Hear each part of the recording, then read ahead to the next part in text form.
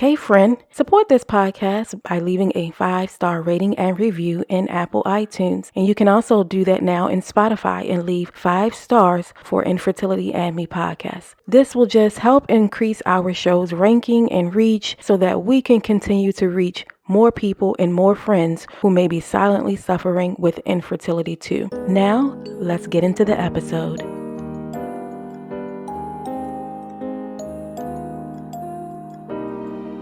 You guys, welcome back to another episode of Infertility and Me. This is episode 113. Yes, you heard that right, episode 113. I'm your host, Monique Farouk. Welcome back to another episode, friends. So glad to be here with you. So glad that you decided to hit that play button to tune into today's episode with Ceire Nevins. But before that, a few quick announcements. Join me on Patreon, you guys, for our private community, and you will be helping the continuation of the podcast, the show, and all the things that I want to do and expound upon with Infertility and Me community. Download the app Patreon, get signed up, search Infertility and Me, or click the show details to sign up and start your subscription for as little as $5 a month, you guys. $5 a month, and you can cancel at any time.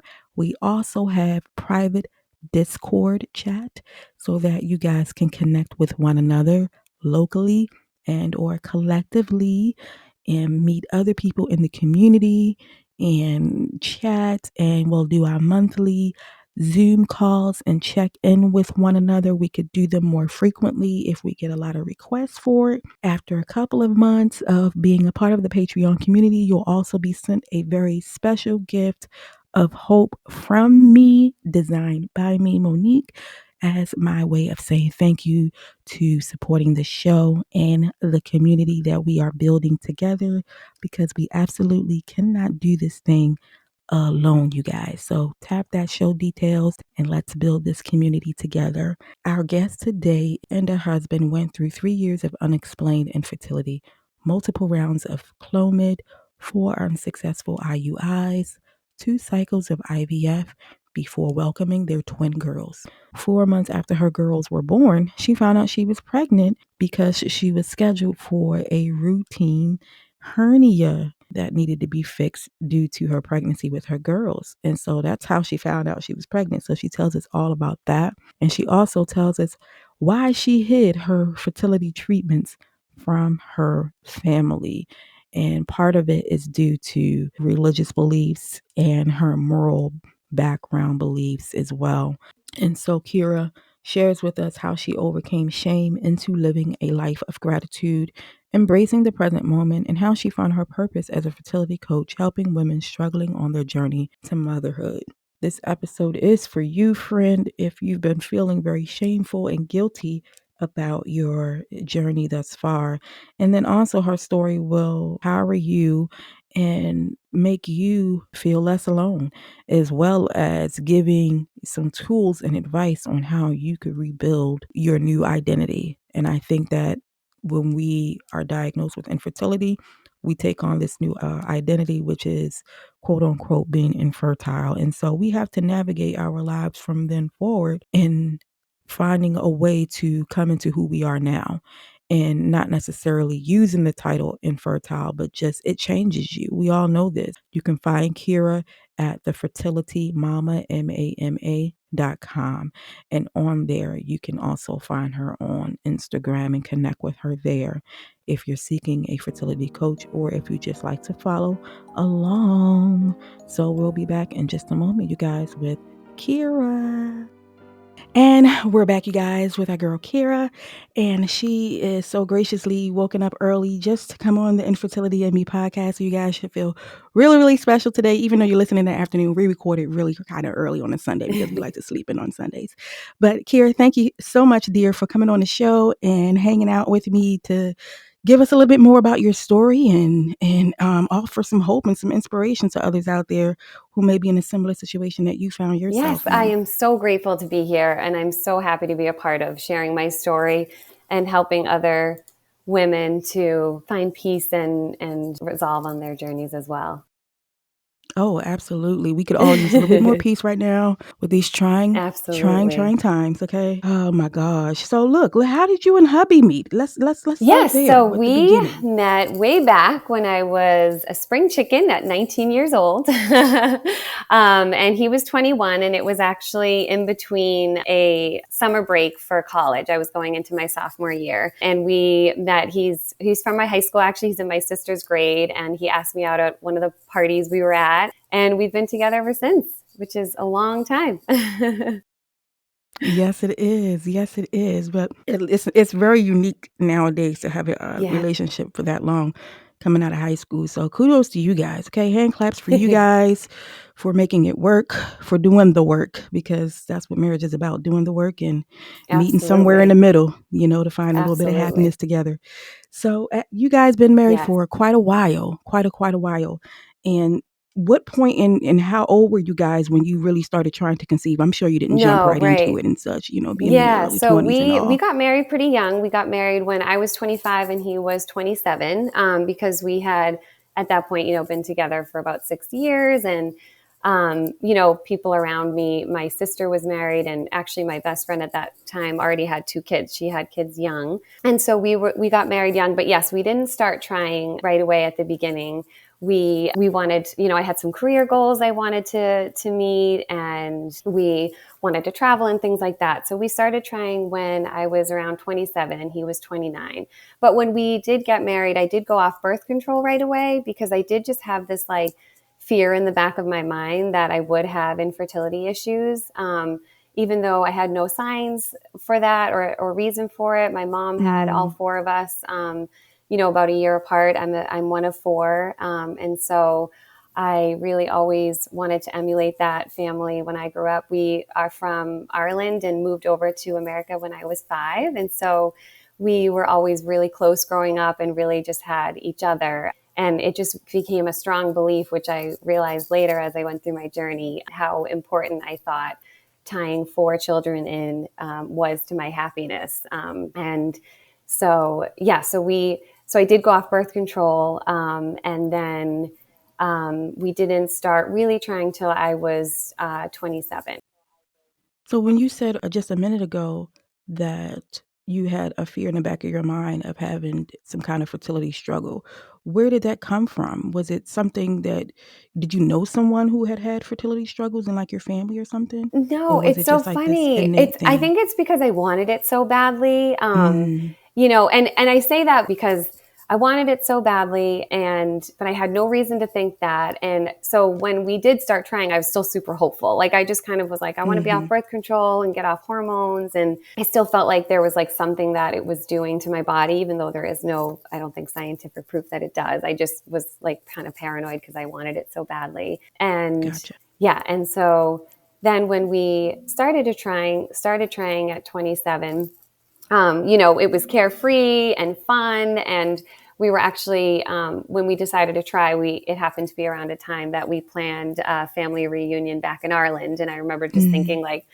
how romantic it would be if we conceived there. And, of course that didn't end up happening. And then we tried for, another 6 months kind of carefree. And then I started really tracking my ovulation, and I started to use the ovulation kits, which I found so frustrating because I just mm-hmm. couldn't, they wouldn't work for me. Like either the smiley face was early or it was later, or like Yeah. it kept continuously flashing. And I was just getting so Mm-hmm. frustrated and I didn't know what was going on. And, we tried that for a year and a half. And then at the time, my sisters were also trying for children. My sister had, I mentioned earlier, she had one earlier when I got married at 25. And then she started to experience secondary infertility, which was really Mm, challenging for her. And then my other sister experienced 2 miscarriages. So that was devastating. And we had that around us. And then, we felt like it was our turn to see the fertility doctor and make sure everything was okay and try and figure out what was going on for us. So yeah.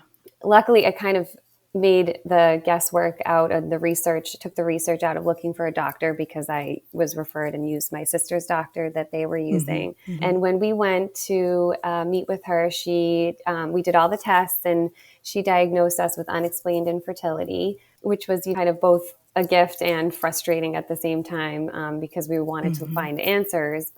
And so we found ourselves starting with Clomid. And so we tried that for about 6 months. And I think that's the limit that you can take it. And then that wasn't working.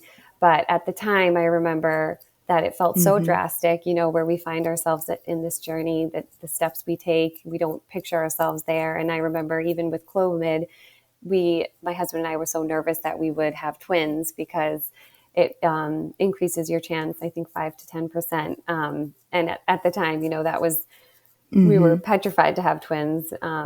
But obviously, as we went down the journey, we were desperate for twins. So the Clomid didn't work. And then we advanced to IUI, and that we did 4 rounds of IUI, which was just a very vulnerable experience, I feel. I remember at the time, I also wasn't telling anybody about it. And so I was working full time. And so I was hiding it from colleagues and stressing about coming up with excuses other than the dentist and the doctor. And I remember being so excited when I thought of a financial advisor appointment, because it was just different, than the other excuses. And I just remember the perspective it gave me on life, just like because I had done one that morning before going into work, or one of the mornings going into work. And I just remember chatting with a colleague, and in the back of my mind, just thinking like of what we had just gone through that morning, how vulnerable and how emotional that process was. And just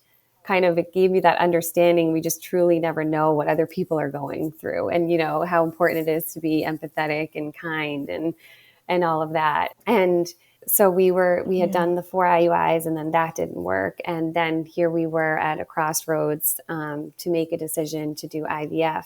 And I mentioned earlier that I'm from Ireland, and I was raised Irish Catholic. So that was a really tough decision to make, just based on the beliefs I was raised on, that I truly didn't necessarily share, but I think they were just kind of ingrained in the back of my head and made me feel like doing IVF was the wrong thing. And I felt like I was embarrassing my family, and I felt ashamed of my body, and that I was broken, and just so emotional. And at the time, my husband and I, we were super connected during this, and we would take our walks together. We would get up early before work with our dog. And that was, again, that's still like some of my fondest memories of us together. And it was so important, I think, to keep us connected and grounded during that time.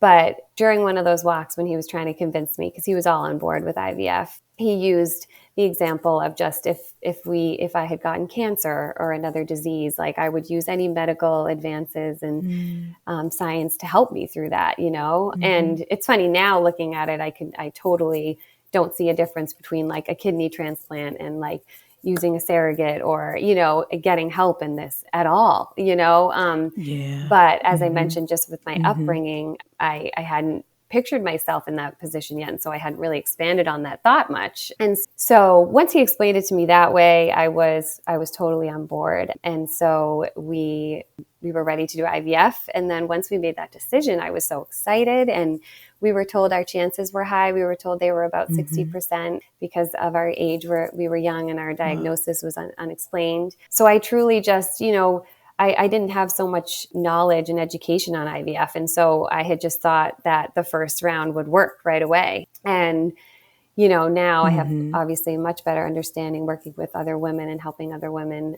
So when we went through the first round, we did egg retrieval, and we found out we had to do emergency ICSI, which that also felt like another thing that just was working against us. It just felt like another blow. Yeah, and it was blow, something our doctor hadn't prepared us for. So it just like really caught us off guard in the moment, and, was really stressful. But luckily the ICSI worked. I think I had about 19 fertilized eggs, or 19 eggs and 12 fertilized. And then we had three healthy embryos. Gotcha. So wonderful. So that first round then of IVF, we put in one of the embryos, and then that failed. And so that was devastating. I remember getting that call, and we were just like, oh my gosh, like we kept just being told, from our doctor that everything was going to work and everything was going to be fine. And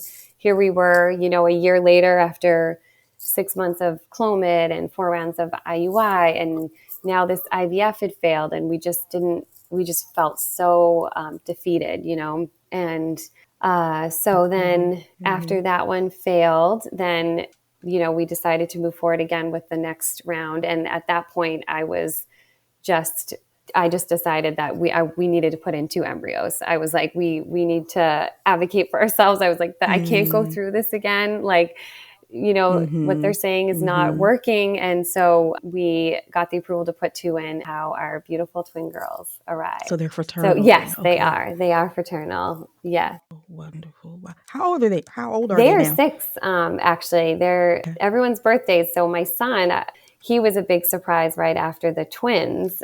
So I had actually, so their birthday, the reason I was saying is their birthday is in April. So they're all coming up to be, the 2 girls will be 7 and then my son will be 6. So after we had the twins, and I remember we went to go to the ultrasound, and I had a dream the night before that it was going to be twins. And I was so hopeful. Again, as we talked about, the perspective just changes completely from when you start your journey to being fearful of twins to being, desire twins so much. And we went to the ultrasound, and the technician showed us, she pulled it up and said, here's the heartbeat and here's the other one. And my husband and I just looked at each other. Wow. I was crying. I was so excited. And we were just so excited. But then after the birth of our twin girls, I had developed an umbilical hernia from carrying the twins.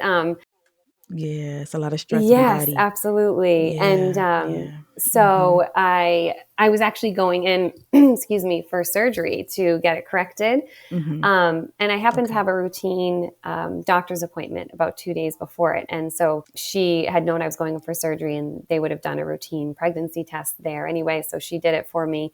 And then that morning when we were scheduled to go in for surgery, my mom was driving over to our house so she could watch the kids, and my husband was taking me into surgery.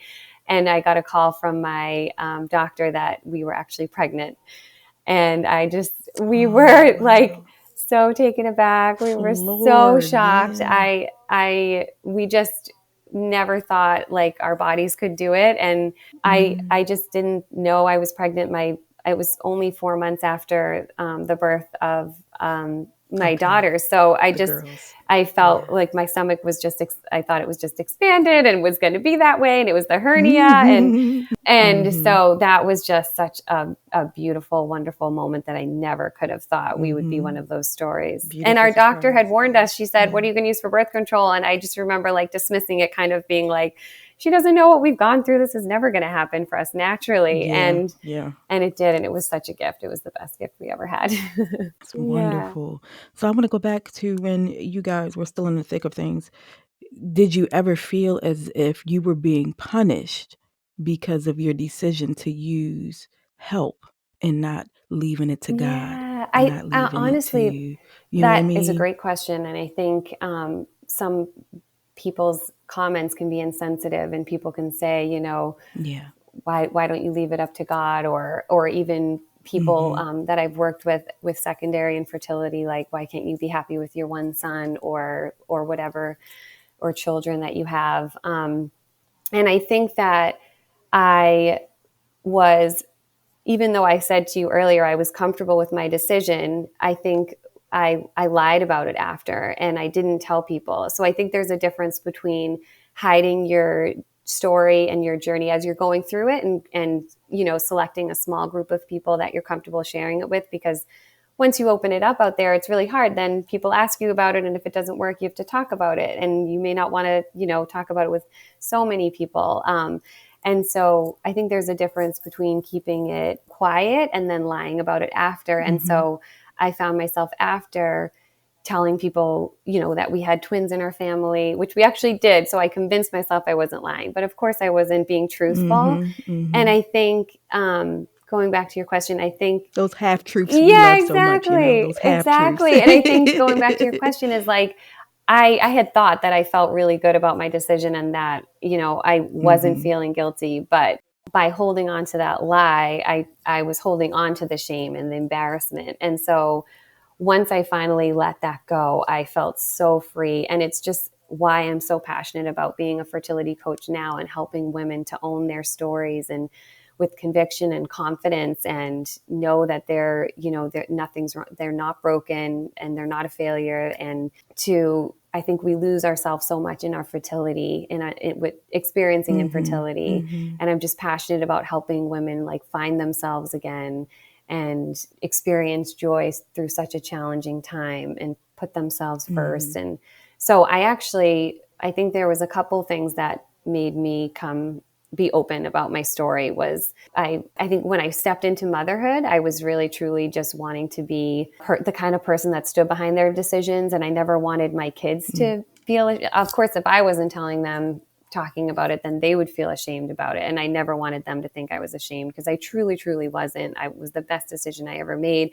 Again, I just didn't know anyone that had experienced it. So I felt so alone and I felt like broken and ashamed and guilty. And, no one talks about it. And that's again why I'm so grateful to your podcast and having this conversation and being open, because I just hope women start to feel like they aren't the only person experiencing it and that it's not their fault. And so when I moved to our new house, I met a neighbor down the street who is now one of my best friends, and she had done IVF, and our twins are the same age, and she's actually from Ireland as well. It was kind of like fate. Oh. And she told me, and it was She's your like, twin I flame know. friend. And it was just like a twin it flame. was. And it was so nice to have somebody to talk about the experience and the trauma and just the way you felt. And we talk about Googling celebrities all the time and just trying to find, a connection with somebody else. One speck of, and it's just so true. Like once you talk to people, you truly gain strength from people and their stories. And it's like, it's just so amazing. And so when I met her, I just wanted to be as confident and open as she was about it. And once I did, I told all my friends and I told, family and that I didn't know. And it was 2 years after. So people were like, why didn't you tell me? Like, it was nice. I mean, the response from people was beautiful. I didn't feel any judgment. And I think that was also because I wasn't judging myself anymore. I let go of that judgment as well. That's the key. Yeah. That's it. Yeah. That's it. I love that. Yeah. I think we do a lot of that in so many different areas of life. And then to add infertility on top of it really just keeps you in the closet. It does. Really just keeps you in the closet. And I feel like, to piggyback up of what you were saying about the shame, the guilt, and then once you do find that freedom and liberation in connecting with someone, even if it's just one person, male or female, that has been through similar, and it's like, it's fate. You guys met like that. And I've had experiences that way as well, where just out of nowhere, it's like an angel is sent to you, of confirmation that it's not something that you need to hold on so tight to. Like, let it go. Just let it go. I think, God, universe just wants us to let it go. Absolutely. And let it do its thing. Absolutely. And I found I feel like, what you resist persists. And I felt like I was resisting the journey I had gone through. And now it's just kind of wild how it's come full circle and persisted as like a new career and passion for me to help other women, because then I found myself. So I feel like I've experienced a lot of different parts of this family building spectrum, because I obviously went through infertility and then, IVF, and then we had a surprise pregnancy, which I never could have imagined. And then my second half of my story, which I'll get into, is secondary infertility, because I thought after my son that, we could have a fourth easily and that it would just happen. Like almost your body has fixed itself, I was like, right? okay, yeah. And that's a normal response, exactly. I think. Yeah, and then for sure. I feel like, oddly enough, the journey for the fourth baby was actually the hardest journey of all, which again, I say sensitively because I know, I want to honor where everybody is on this journey who's listening now. But it was like, I think it was because I wasn't coming from a place of empowerment. I didn't have the support of my husband. So at this point we had 3 kids under 3. Our home was beautifully chaotic at home. I was working full time, and my husband was like, no, we're not having another baby. But again, going back to these beliefs, it's wild. Like, like there's research that shows we have 12,000 to 60,000 thoughts per day, and that 90% of those thoughts are repetitive, which I think in the infertility world we understand, and 80% of those, right? And 80% of those are negative. So, and our thoughts become our beliefs. So as I was a child, since I was a child, I believed that the only way I could be truly happy and emulate the family that I grew up with, that I loved so much, was to have 4 kids.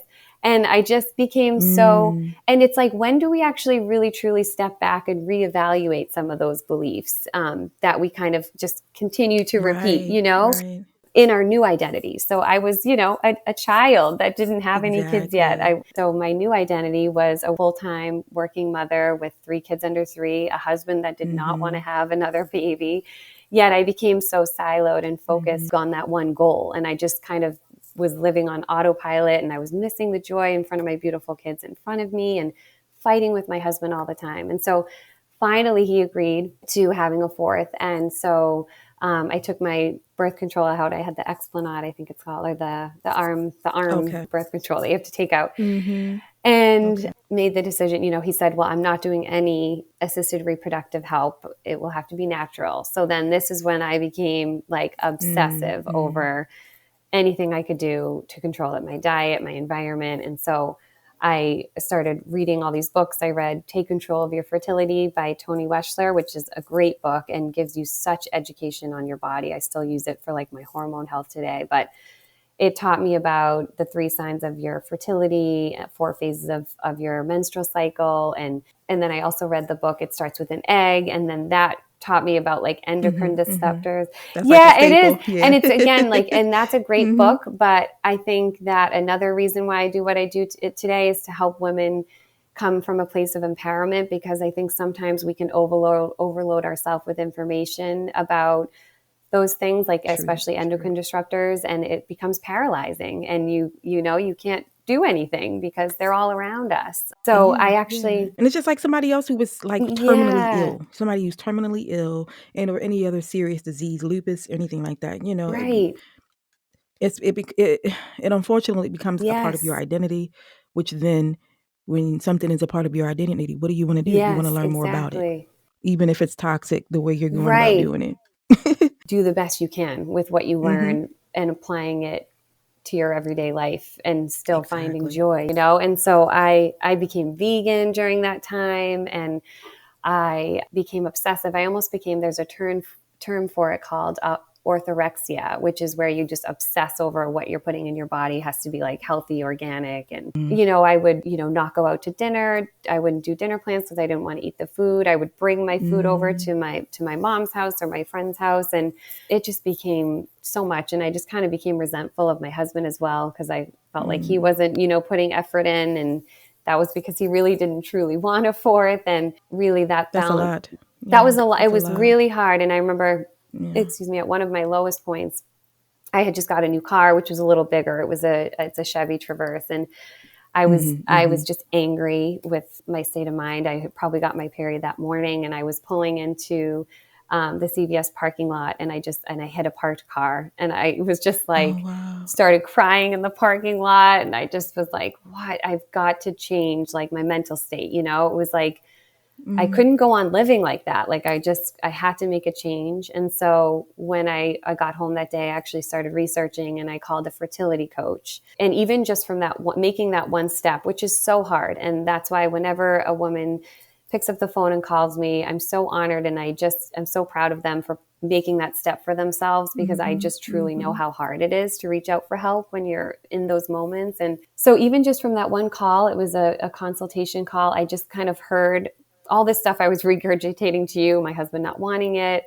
And then at the end of the call, I said, you know, can I pay through Venmo so that my husband doesn't know? It was like, after I heard myself, I kind of knew, as I was, you know, I knew he didn't want it. I knew it didn't kind of feel right. But I just, again, these thoughts we stick with, these beliefs we had, I was like, I have to do this. And so after talking with her and hearing myself say that, I realized I really had to make a change again with this, and it didn't feel right. And then luckily around that time, my husband had got a new job. And so I, at that time, was, and still am, very passionate about like learning and bettering myself and how to live a better life and self-improvement and all of that. And so I was able to leave my job and stay home with the kids. And I was still, again, I was ready for that paradigm shift to stay home with them.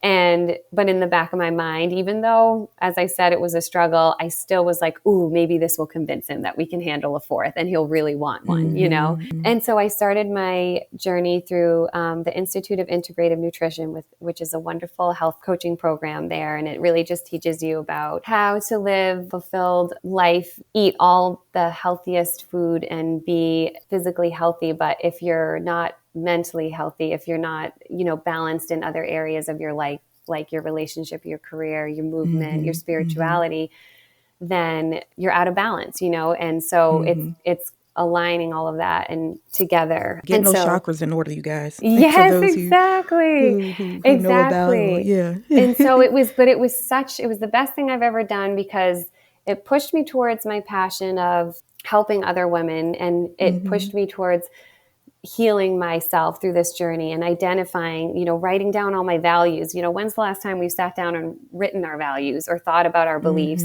And I realized that was a belief, that I felt I wouldn't be happy if I didn't have 4 children. And I had never reevaluated that. And so, it was such a period of growth for me and healing. And I learned meditation and journaling and breathing and how to just be balanced as a whole and really prioritize myself. Finally was able to, let go of that one belief and be happy in the present moment and with what I had. I love that so much.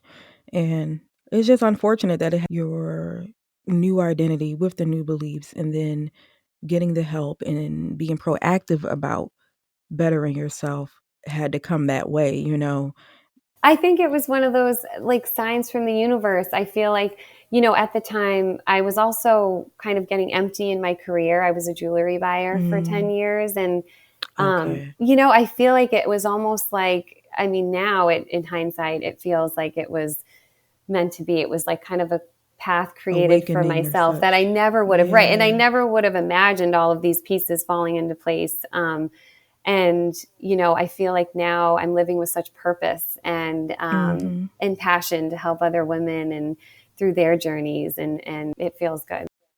Yeah. And I think we all kind of look for that full feeling, like, this is it. I'm fulfilled, and I feel whole, and there's no voids. And it's just this feeling of not being hungry, like when you're full and you're content. And content not meaning we don't have other ambitions, but we're okay if it doesn't. So it becomes that point to your story. It's okay if it's just the 4 of us, and it's not the 6 of us like I had intended. And the 5 the of us, 5 of you guys. Yeah. 5 of you guys. My math is off, you guys. I'm in the closet today recording, and I don't know anything anymore. It happens when you have twins too. You kind of combine them, so I'm it's like, true. what is going on? Yeah. Well, you can see I don't have any twins, but yes. And I love having these conversations, not only one because they're so informational, so much knowledge, and you guys always drop so many gems, as I like to say, the trendy word the young people are using, dropping gems. And then also just the amount of awakening that I hear from people who have been through fertility struggles. Not that they intended for that to happen, but I feel like when we go through fertility struggles, it makes us so much more aware of everything. And so then we start breaking down the pieces to the puzzle that make up us and our lives. So being able to, I commend you, one, for getting the education, because a lot of people call themselves a coach, and don't have any education and just calling themselves a coach. So that's kudos to you for taking the time out of your busy schedule to even educate yourself on how to properly hold space for people. And so tell us about your coaching a little bit more and what your values are as a coach. Yes, absolutely. So I do one-on-one coaching, and I truly just come from a place of empathy and compassion, having been in their shoes. And as I mentioned earlier, it's just a passion of mine to help women get to know themselves again when they feel they're really lost, and just kind of always being in tune with what they need, what feels right to them, what's the next best step for them, because there's just so many different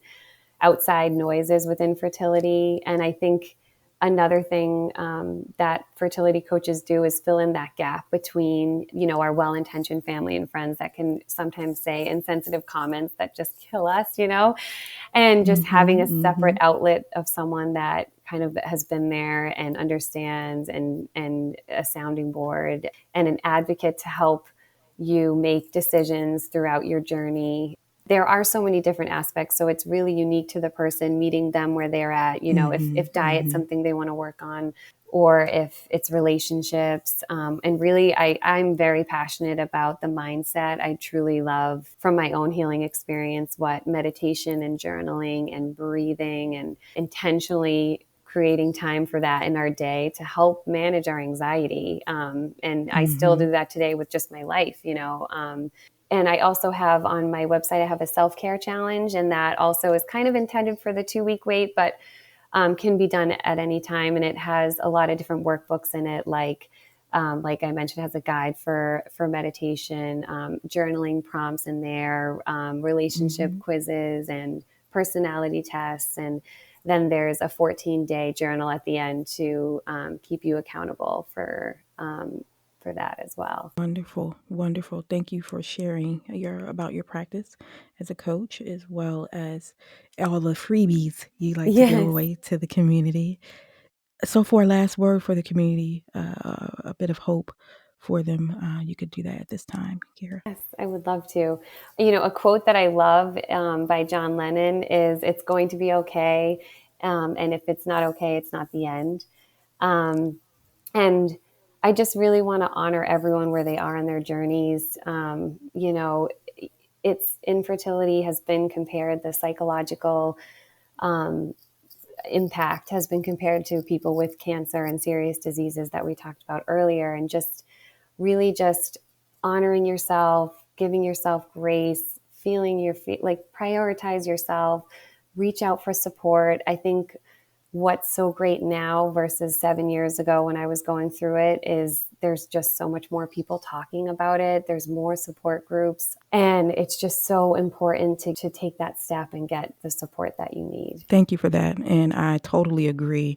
And gotta love some John Lennon. He's a legend, an icon. I love that quote that he shared with the world.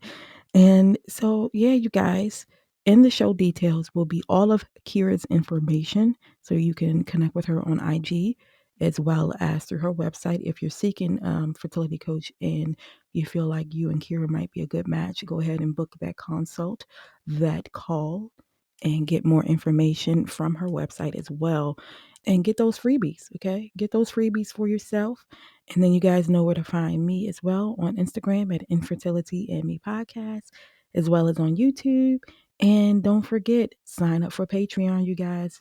We got this small private community that we're building together, away from social media, away from all the algorithms, like I always say, so that you can feel safe, you can feel secure. You don't have to run into or scroll into any pictures of pregnant people and or content. And so it's just for us. You guys tap on the show details. That information for Patreon community is there as well. And yeah, thank you again, Kira, for being here with us and sharing your story of hope and inspiration. I appreciate you so very much, dear. Thank you so much for having me. And we'll see you next. Well, you won't see me if you don't watch on YouTube, but we'll be back with another episode in 2 weeks, you guys. Peace and blessings.